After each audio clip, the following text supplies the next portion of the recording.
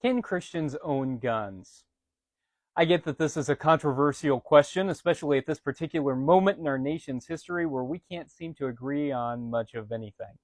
But look, no matter where we find ourselves on the political spectrum, no matter what political party we belong to or do not, I think there's one thing that we ought to be able to agree on, and that's that the policies that we have now are not working. If they were, we wouldn't continue to see a proliferation of mass shootings. It's heartbreaking, especially the murder of children in schools where they ought to be able to feel the safest. As Christians, of course, we look to our sacred scripture for guidance. Of course, if we're looking for instruction about gun ownership in particular, they're not particularly helpful because guns hadn't been invented yet. But I do think that people who look to the Bible and see that people own swords or bows and arrows and say, the Bible justifies weapon ownership, have missed the point because the ancient people couldn't have fathomed the kind of weaponry that we have today. I think that's also true about framers of the Constitution and the Second Amendment, that they certainly didn't think about the kind of weaponry we had today.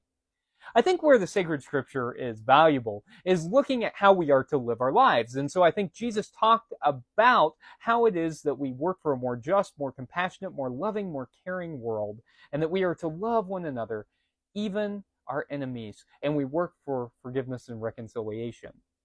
I think if we're talking about modern policy that is guided by compassion and care, working for a more peaceful and just world, then thinking about regulating guns like regulating cars makes a lot of sense.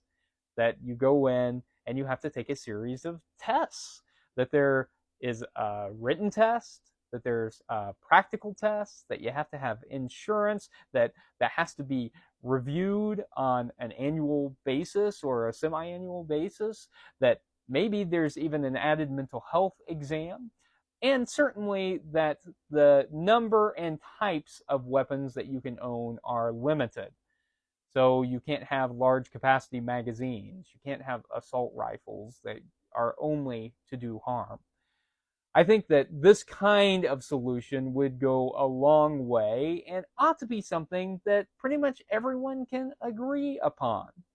I think there's one thing that we can say for certain, that lobbying groups like the NRA cause much more damage than good and are only interested in profits, and that if we're ever using these guns to cause harm to another human being, then we're missing the point of Jesus' teachings.